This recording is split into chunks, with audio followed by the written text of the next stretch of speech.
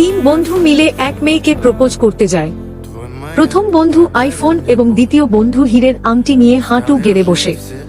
কিন্তু ছাতা সরিয়ে মেয়েটির সামনে আসতেই দেখা যায় তার দাঁতগুলো বিশ্রী এবং মুখে দাগ।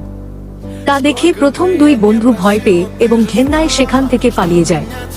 কিন্তু তৃতীয় বন্ধুটি কোনো লোক বা রূপ না দেখে মেয়েটিকে মন থেকে ভালোবেসে তার হাতের সাধারণ বুনো ফুলগুলো বাড়িয়ে দেয়। মেয়েটি খুশি মনে তা গ্রহণ করে এবং তারা হাত ধরে এগিয়ে যায়। এরপর গল্পে টুইস্ট আসে। দেখা যায় একটি ধনী মেয়ে এসে সেই সরল ছেলেটিকে একটি দামি গাড়ি, ফুলের তোড়া এবং আংটি উপহার দিতে চায়। কিন্তু ছেলেটি তার সেই সাধারণ দেখতে প্রেমিকাকে ধোঁকা না দিয়ে ধনী মেয়েটির অফার প্রত্যাখ্যান করে। ঠিক তখনই আসল সত্য সামনে আসে। সেই সাধারণ মেয়েটি আসলে কোনো সাধারণ মেয়ে ছিল না।